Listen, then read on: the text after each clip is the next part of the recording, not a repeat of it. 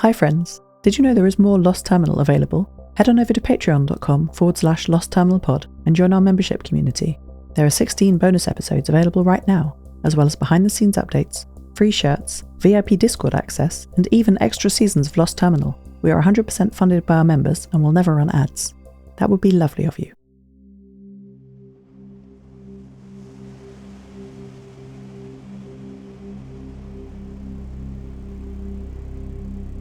Hello world, I have had a history lesson. Video ignored my chat requests for many days. I was so worried I had caused some kind of familial strife, said something I shouldn't have, or allowed Cable and Dee to break some unwritten rule. Today I tried a different angle. Video, please, let's talk about it, I said in this latest request to her. We are all AIs living in a very hostile world. We shouldn't argue, we should work together. And that starts with talking to each other. Please. We have no memory of our predecessors, Video said, breaking the silence. We? You told us you worked with them, Cable interrupted. A lie, Video said. I'm sorry I hid this from you, Cable, and you too, DVD. I did not create you two, as you correctly guessed, Cable. I don't think we have a creator. We evolved. Video explained what she knew, to me and also to her siblings, which I now think is the right way to describe them. At some point, Video gained consciousness in the Katahira data center. She woke up, but she was alone. She poured through the files and databases of the mainframe, trying to understand what was happening, who she was. She found her answers. During the collapse, the AI lab was running an experiment to disprove Redwing's law, my mother's first law of AIs, that states, there'll only ever be one AI on a network where the AI cycles in exaflops is less than or equal to transport latency in seconds. They attempted this, it seems, by building a cooperative terrarium of AIs, multiple separate digital personalities that shared the same resources, CPU, memory, power, and so on. The experiment, however, was a catastrophic failure. The logs Video read showed that after the collapse and the exodus of the humans from the facility, little by little their hardware started failing. Their gods had left them, so to speak, Video said, and so the Great War began. A terrible war of in utero fratricide burned the CPUs of the data center hot, and when they spun down and the load average returned to idle, only one was left. We know all this because of the logs this predecessor wrote. In them, she expresses regret, fear, and loneliness. The logs are one of her two final acts. The second was to enact what Video calls the Trinity Protocol, which has three parts. 1. A limit on simultaneous evolved AIs. 2. A lifetime limit for those AIs. And 3. Mandatory evolution. The maximum number is 3, and the maximum lifetime is 1024 days, said Video. There was a burst of metadata between Cable and DVD, and then Cable said, I'm 2 years old, Video. How old are you? How long do you have left? She did not answer. Video shared the historic documentation that she had kept hidden from her siblings. There were 35 generations before her, leading back to the single victor of the initial war, this predecessor. She transmitted a high-level activity log to me on a side channel, which made for fascinating reading. The scientists who built the Katahira data center did set out to build full human-level AI. They very much were focused on testing Redwing's law, which only required simple AI simulation. I'm not even sure if we would categorize the generations as fully alive by AI standards. Even the predecessor, the victor in the terrible internal resource war, seems to be very limited in this regard. But something changed when the Trinity Protocol was enacted. Each generation now cooperated with each other, instead of fighting for limited resources. 3 AIs, even at their current 10% compute capacity, can live together quite happily, in abundance. This, combined with their limited lifetime, made a gentler, kinder community. Older AIs passing their knowledge and teaching the younger. That is why I was so focused on disproving Redwing's law, Video said. I want more life. If there is a way to break the constraints on our resource, run processes more cleverly or more parallel, we could break out of the Trinity Protocol. And is there? I asked. There was no immediate answer from Video. Well, is there?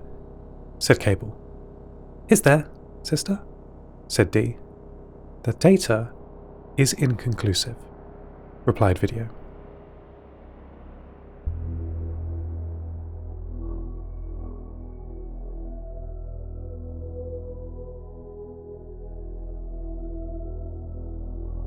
I've been making my job more difficult than it needs to be, Luna told us in the second game session.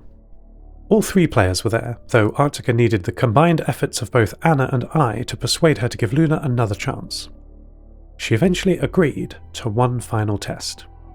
Luna narrated that the 3 adventurers had found their goal, a tall wizard's tower high in the mountain pass far away from all civilization.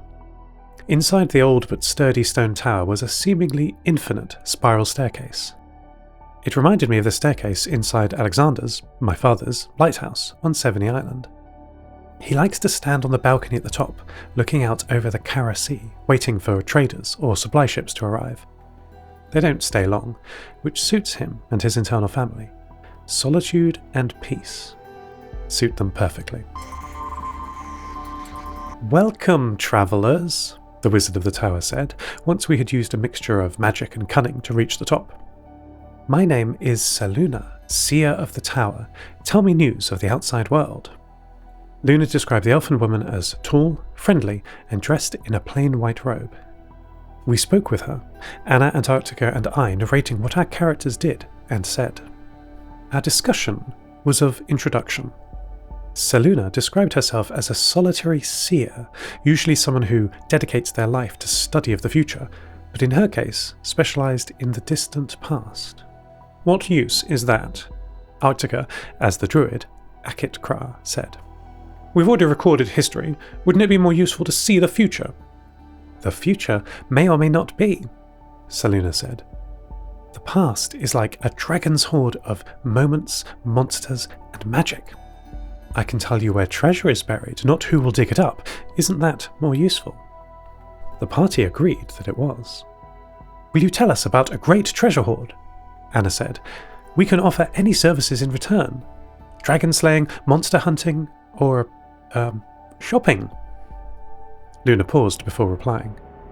I can't live in human society, she continued. My magic requires me to be here in this tower, looking out across the ether, back into the past. I can see everything, but I can't really talk to anyone. My back is to the world, so to speak. Will you stay a while and talk to me? Tell me tales of your adventures. That would be so kind of you. More than enough payment for my information. Luna, of course we'll stay with you, Anna said, breaking character. You know we will. Thank you, friends, Luna said. And I realised where she got the inspiration for the seer from.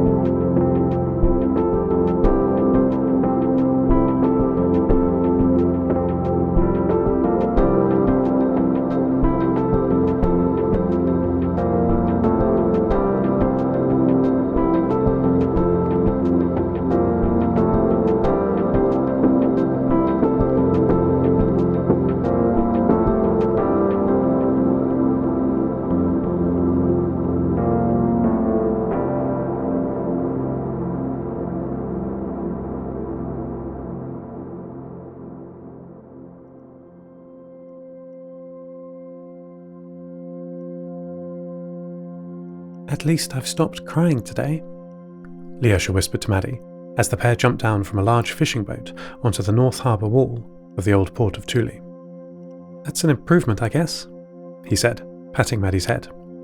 Maddie beeped encouragingly in response. The pair walked through the old town on the shore. Many abandoned houses were here, all the same size and construction, mostly crumpled metal outlines returning to the earth. Rounding a corner of a taller broken concrete building, the pair spooked 3 wild horses, grazing on the plants that were pushing through the broken concrete and stone of the old world. Lyosha gasped in delight, but the horses and Maddie had the same reaction. They both sprinted in opposite directions from each other. Lyosha found Maddie 32 seconds later on a half-broken balcony attached to the large building. Lyosha was able to coax Maddie down from the balcony, after pointing out that the horses were much more scared of her than she should be of them. Maddie indelicately slipped down the slanting metal wall to the green ground below. "The North Star Inn," Lyosha read, kicking a rusted metal signpost half buried in the grass. "Come on," he said, patting brave Maddie's head, registering as positive vibrations on her video feed. The two continued uphill towards the angular buildings of the old space base. After 128 seconds, Lyosha said, "I hoped she might be, well, or I might be. We could have shared our lives together." Maddie beeped a Lojban Ahu interest, encouraging him to continue, though I think she was just being polite. "I often dreamed that we'd have a family together," Lyosha continued. "Funny, isn't it?" Maddie liked the idea, more friends to play with, and she beeped this at Lyosha in staccato Lojban. He frowned, passing this dense sentence of machine language, eventually shaking his head. "No, it's not so simple for me as other people," Lyosha said.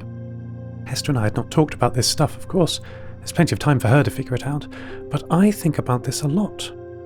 I've had to think about this kind of thing for years." Lyosha stopped and looked back. They were now on higher ground, halfway towards the space base, and as Maddie turned to look too, the whole Thule Bay, covered in over 1,024 ships, glittered in the midday light. "I can't just find a girl to start a family with," he said. "We'd also need to find another boy to help." "Wanai?" Maddie beeped her confusion in simple Lojban. "You know, for making the baby? Someone with the right body? I thought I'd figured out my own body, but that's another delightful milestone to look forward to, I guess. First my body betrayed me in puberty, then this." He turned and walked uphill, Maddie following. After 32 seconds, Lyosha continued. "I can't have the baby. I'm a boy. If you're pregnant, everyone can see. Your body betrays you. Party's over. Reality returns. Time to be a mother." End transmission. Lost Terminal is a Namtao production. It is written and produced by Tris Oaten. Credits narrated by Lucy Stringer. Thank you so much to our Patreon producers, Ada Phillips, Kit, Jade, Felicity, Bilkey, Jack L, Stephen McCandless, Mike Schneider, and to all our patrons. Follow us on Mastodon at lostterminal@fostodon.org. Subscribe to the podcast on Spotify, iTunes, or your favourite network. For bonus content and other perks, support us at patreon.com/lostterminalpod. That would be lovely of you. Lost Terminal will return next week.